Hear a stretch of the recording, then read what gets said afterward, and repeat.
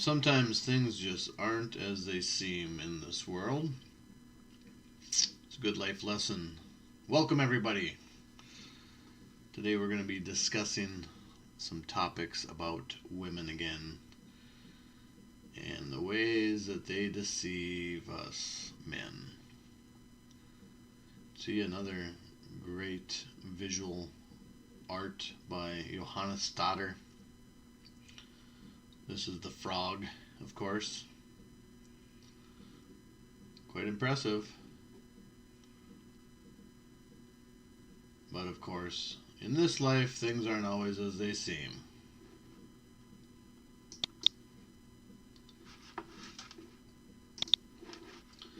And once again,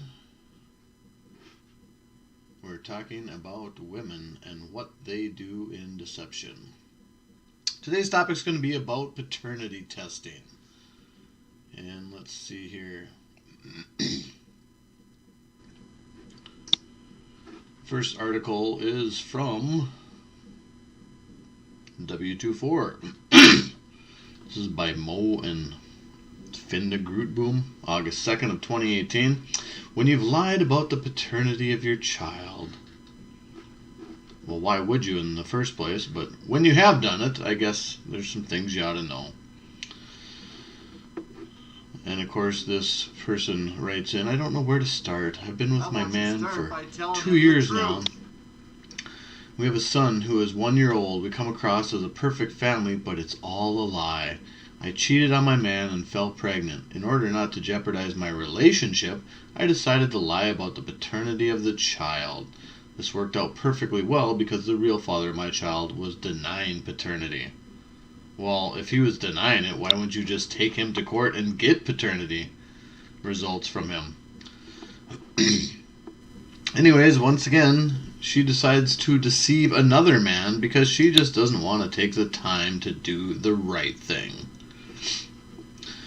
And here's the short answer. The truth is, there's an untold number of men that are unknowingly raising children who aren't their own. A woman falls pregnant and is either unsure of who the father is. Well, why would that be? Or, as often the case, she knows who the father is, but prefers a different man to father her child. This is called paternity fraud. And of course, it has life-changing consequences. For the child, the father, or false father, in this case, and the biological father as well. But this is something that not too many people are talking about, yet it is a huge epidemic all over the world. You know, it's gotten so out of hand that we currently have a show on television, Paternity Court, in which women still try to deceive science and claim that the men are the father when in fact they know the truth. In some cases they might not know exactly who the father is, but I think those cases are pretty rare. I think most of the time the woman knows. And that's something that a man doesn't have any option of knowing, biologically, because he doesn't carry the child if the baby is his or not. But science has given us this great tool called DNA testing. And it's changing things slowly, but slowly is the key word. Move right along. And this is the truth about deception. Paternity testing. Questions about paternity testing have always been around, but with DNA testing it's now possible to determine if two individuals are related to each other. Current research indicates that roughly 2 to 3% of all children are not genetically related to the assumed father. It's got a link here that says C. Anderson. I have not looked at that in depth, but I'm assuming it's a link to some study anyways. If a woman cheats and gets pregnant, she will typically try to pass off the child as belonging to her husband. As a result, many men have unknowingly raised a son or daughter that is not their offspring. women have never had to question the maternity of their children. Because women are responsible for giving birth, women always know if the child is her own. Men, on the other hand, can never be as certain. But DNA testing is finally revealing many well-kept family secrets, while also raising a host of complicated legal issues.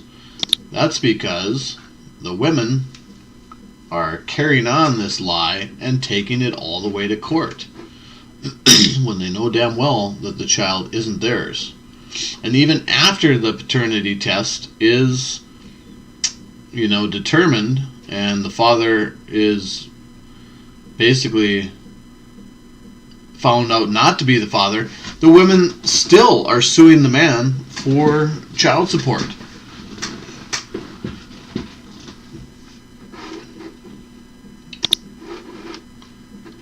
So moving right along here, we've got an example here. This is from the website Cafe Mom. Dad sues mom for tricking him into believing 3 sons were his for 21 years. Now, this is from January 15th. No date on this, but a millionaire is looking for justice after his ex-wife's alleged web of lies made him question the paternity of his 3 grown children. Richard Mason was recently diagnosed with cystic fibrosis, but the diagnosis didn't just mean that he was facing a life-threatening illness, it also meant that there was no way he could have fathered his 3 adult sons. So no way he could have fathered them. So this guy basically, he remarried, was trying to start a family with his other wife, went to the doctor, wasn't happening, so went to a doctor. The doctor said, no, you've got cystic fibrosis. He had taken a test previously in 1989 for cystic fibrosis, and that test came back negative. However, the new test he took came back positive. And the doctor told him 98% of male cystic fibrosis patients were infertile. So that meant that he was unlikely the father of his 3 children from a previous marriage. However, his wife had won a £4 million settlement in their divorce, and of course he was paying child support as well. And of course, what happened? He tried to sue her, and she agreed out of court to hand back $446,000 of the more than $5 million she had been awarded. So here she wasn't even willing to give back the money that she got, even though his whole marriage to her was a lie. She still wasn't letting go of the money. That's what it's all about. It's always about the money. And here we have another website. This is Vets First, and they've got an article here. Paternity fraud is hurting military men, families, and society. I won't go into too much on this one, just because it's kind of the same thing, but this article goes on to talk about military men being hurt by this because, they're overseas, going to protect and defend their country, their countrymen, and their wives are not being faithful to them. And of course, they're coming back and paying for children that are not theirs. So they've got 3 quick tips for men. Just wanted to show you that real quick. Educate yourself on the laws in your state regarding paternity prior to marriage and conception. The laws differ from state to state, and some of these laws are just ridiculous as far as what women are getting away with from. Even if it isn't your child, guys, you still can be held accountable for child support. If you have any doubts about a claim that you fathered a child, contest paternity immediately. So you have to do it as quick as possible, of course. The further you go on paying for a child under child support in some states, you may have to pay till he's 18 or out of the house.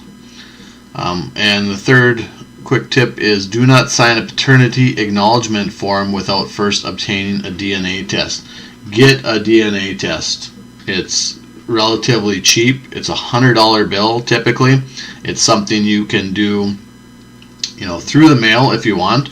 Of course, it can be set up through the courts as well, but a first step would be doing it through the mail, and finding out that way and getting some quick peace of mind rather than, of course, going through the courts to do it, because it takes quite a bit more time.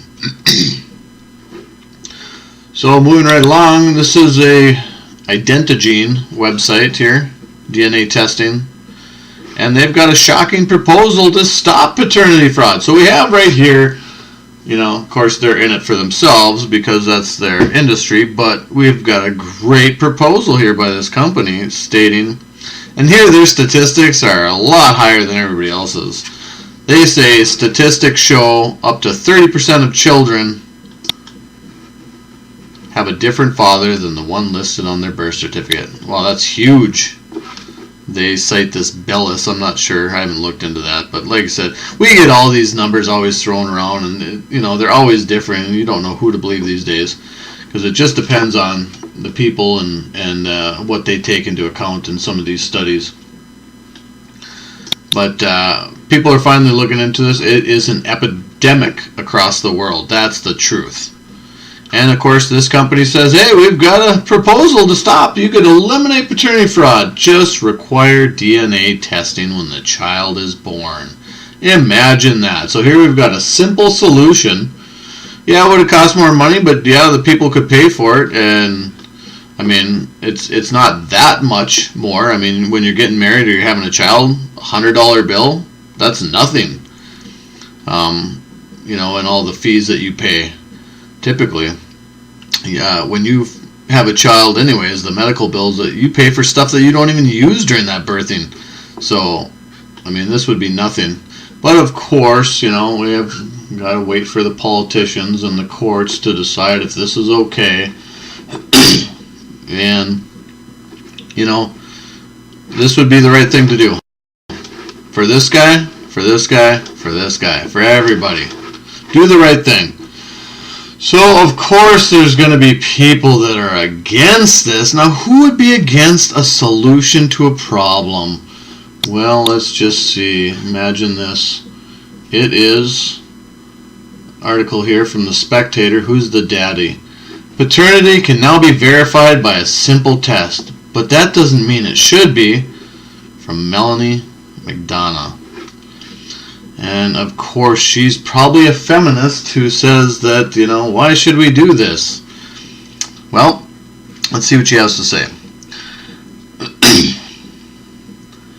It's a wise child that they say that knows its own father. Nowadays, however, wisdom is hardly required. DNA tests can do the job with scientific certainty.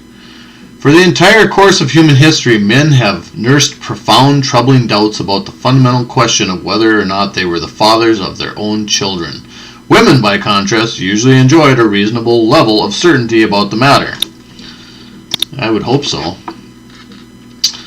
So, of course, it goes on to say DNA tests, can be done with a cotton swab and a bit of saliva plus a small fee. DNA tests are an anti-feminist appliance of science, a change in the balance of power between the sexes that we've hardly come to terms with. So you've got a tool here, a scientific tool, that can determine the truth, but we shouldn't use it. I wonder why that would be. This is just so women can continue this behavior of once again deceiving men, the courts, and everybody else that's involved. Let's not forget about the grandparents, the aunts, the uncles that help in raising these children that aren't even related to them.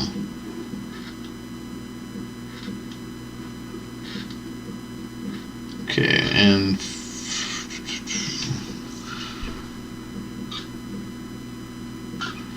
anyways, this is just sick that feminists are against DNA testing. I mean, it's ridiculous. Once again, They hide the truth. They don't talk about it, the issues that, they're part of in creating the problem. Instead, they're against it so they can continue their nasty, disgusting behavior.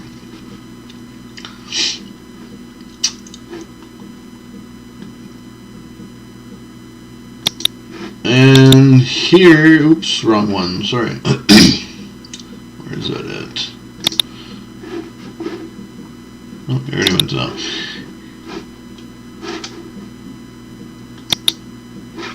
Here is a short clip from a laws and policies organization should always seek the truth. They want the money from whoever they can get it from. Paternity Never fraud. did anything to hurt anyone ever. I refuse to continue to pay for somebody else's child. Paternity fraud creates devastation within families, and yet it is an issue that is rarely talked about or discussed. Paternity fraud is a worldwide epidemic. It's not just fraud to the father. It's fraud to the child. It's fraud to the child's family. It's fraud to the taxpayer. It's fraud to the government. Back in 2000, I found out a very special dear child I thought was my daughter. I found out after DNA testing that she was not my child, and that We'll stop it right there. I just wanted to show you that that organization is actually standing up for, paternity fraud against men, and it looks like everything they're doing, they're on the right track, and they're trying to change laws, and there are actually some good women out there that are standing up for the truth and standing up against feminism. They all should really be on the side of truth, though, if they're good people. Here's another video clip here. Here's a Tennessee dad who is paying for a child that's not his. Let's take a listen. Burning question one Memphis man has been trying to answer for years. Why is Shelby County Juvenile Court forcing him to pay for a child that is not biologically his? What's even more unusual, he says the judges at Juvenile Court have an idea who the real father is. Yet they're still demanding he pay up. Now he's turning to On Your Side investigator Stephanie Skurlock for help. Talk show TV makes millions off the catchphrase, "You are not the father." But the reality in Memphis is just because you're not the daddy doesn't mean Shelby County Juvenile Court won't make you pay.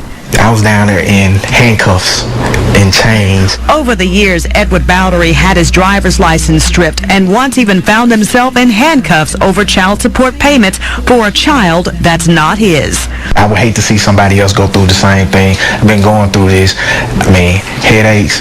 This mound of paperwork shows a juvenile court judge ordered him to pay child support even before the birth. I didn't do a voluntary. There you go. A corrupt judge in a corrupt legal system. That's what we're dealing with. I'll stop that right there. And so what do you think about that poor guy who was paying for a child that hadn't even been born yet? So he couldn't do a paternity test on the child even. There was nothing. It was out of the guy's hands. And truthfully, what this guy went through, you can, I'll post a link down on the page, but you can see what he went through. The judges involved in this case and the lawyers should be paying this guy support for the rest of his life for what they put him through. And it's just ridiculous that this continues to go on in the family court system, and they know it's a problem, but nobody wants to talk about it because it's all about the money. For the ladies, the judges, the lawyers, everybody involved in this industry loves paternity fraud. And that's why it's a big problem to this day. Of course, once again, I'm going to close with an appropriate video about the way things are and the way things look. This has been Big A. We'll see you later.